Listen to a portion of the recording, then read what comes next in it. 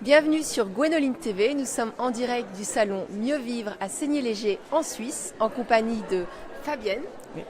Bonjour Fabienne. Bonjour. Donc toi tu es spécialisée dans le tarot de naissance, voilà. L'énéagramme, même si tu ne veux pas appeler ça forcément comme ça. L'idée, moi, je m'aime exactement comme je suis. Parce que tous les outils que j'utilise, le but, c'est vraiment d'aller au cœur de qui on est et d'aimer tout ce qu'on est, sans vouloir forcément changer, mais en accueillant, en mettant en conscience qui on est, quoi. Voilà. Et puis je spécialiste aussi de dégommer un peu les croyances qui nous limitent, en fait, les dégommer. Les trouver, aussi les trésors enfouis, aussi les mettre en évidence. C'est quoi les trésors enfouis? Les trésors enfouis, c'est nos ressources, parce que souvent on voit ce qui va pas, mais ce qui va bien, on a un peu de la difficulté. Donc l'idée, avec le thème de naissance, ça permet d'aller très profondément. Et l'énéagramme que j'utilise, je nomme plus comme ça les ateliers énéagramme parce que ça limite, mais c'est vraiment un outil de connaissance de soi assez magique. Waouh, on va revenir dessus. Ouais.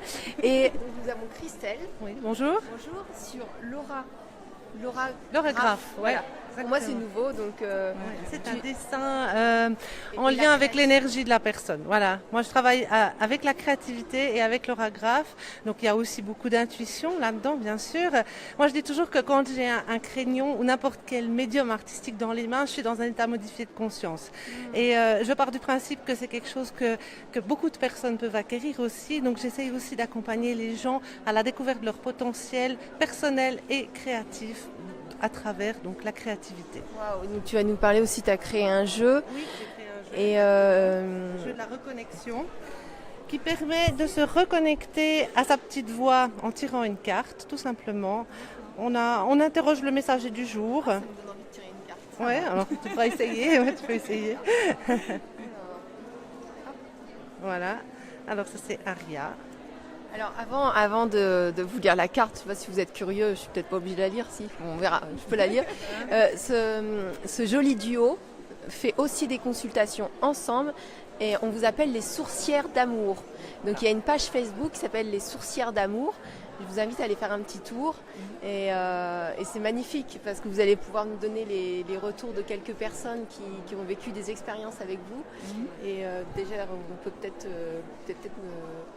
Alors moi je vais parler donc par rapport à l'orographe. Personnellement, j'ai eu il y a un peu plus d'une année une demande d'une personne. En général, moi je travaille donc à distance, je ne connais pas la personne, je reçois sa photo, sa date de naissance et puis c'est tout bon. Et sur cette personne, j'ai vu qu'elle avait des blocages physiques, puis j'ai vu qu'elle avait un immense potentiel, quelque chose de fou en lien avec les plantes et puis que c'était une vraie sorcière dans le sens positif du terme.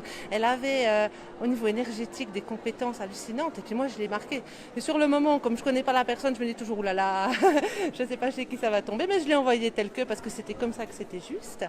Et maintenant, elle organise des stages, des conférences, elle s'est vraiment lancée, quoi. Ça a été comme un déclic parce qu'elle avait besoin que quelqu'un qui ne la connaît pas voie ça dans son aura. Et puis en fait, je pense que c'est ça le plus beau cadeau, quoi. C'est que je reçois des informations sur des gens, je ne les connais pas, je ne sais pas pourquoi. Et puis exactement. Voilà, ça vient sur la feuille, je pose mon crayon, la couleur où il faut, et puis je dis ce que je ressens et en général, ça parle. Donc c'est magique. C'est magique. Et alors toi, comment tu fonctionnes alors? Parce que c'est pareil, moi, c'est traversé. Oui, je suis traversée. C'est-à-dire là, moi j'ai besoin de la date de naissance, mais j'ai pas besoin non plus d'avoir la personne en face. Par contre, après la consultation, ça se fait soit par Skype ou soit en direct, voilà.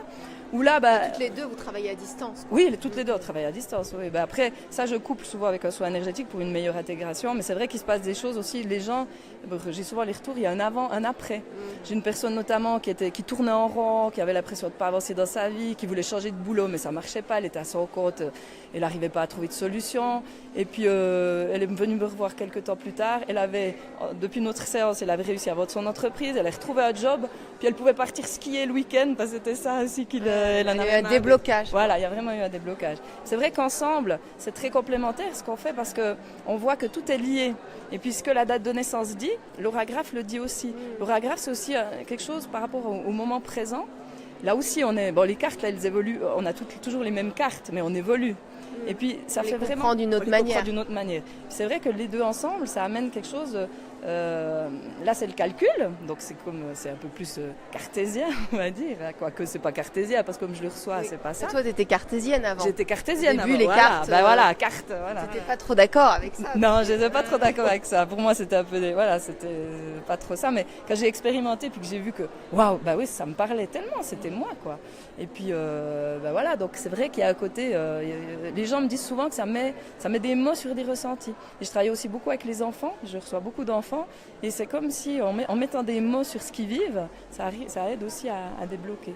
C'est vrai qu'ensemble, on fait aussi des ateliers qui s'appellent Conscience et Créativité, où on a plusieurs thèmes, où on a une partie où je parle un peu du tarot, puis après la partie créativité. C'est juste énorme ce qui peut se passer. Des fois, des personnes, j'ai plusieurs personnes qui ont gardé parce qu'ils font on a fait des collages, les premiers ateliers, ils les ont gardés bien en évidence parce que c'est des outils. Comme le thème, là, on l'a en face de nous, l'aurographe pareil, on le voit, puis on peut replonger dedans. C'est intéressant parce qu'ils intègrent l'information et après ils la ressortent sur de la créativité. Oui, dans les ateliers, voilà. Alors là, les ateliers, c'était vraiment le but, c'était de mettre la main à la pâte, comme on dit. Ça veut dire que c'est une chose. Manifester dans la matière. Voilà, exactement. Voilà, c'est une chose d'entendre des informations, mais après d'en faire quelque chose. Et puis partir avec quelque chose qu'on a créé soi-même, et puis de l'afficher chez soi. Moi, je trouve que ça a énormément de valeur. Oui, parce que nous, on est là pour créer des effets, pour créer. Si on prend une chose qu'on n'a pas tout à fait créée, on ne l'a pas intégrée totalement. Voilà, exactement. Ah ouais, c'est magnifique ce que vous faites. L'idée, c'est ça. Pour moi aussi, j'insiste souvent sur le fait que les gens pensent par eux-mêmes. Les cartes, tu lis un livre de tarot, on va dire telle carte, ça veut dire ça. Mais moi, j'invite vraiment les gens à goûter la carte. Comment elle leur parle ?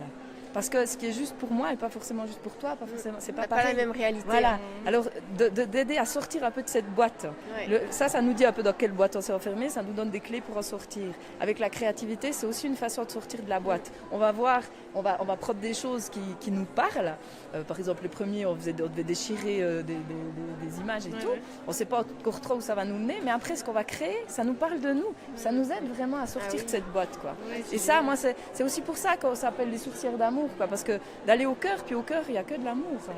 On a mis plein de choses. Voilà, la source, c'est ça. Oui, vous avez plein d'outils. Là, vous nous parlez que quelques outils. Oui. Parce qu'on a une petite interview.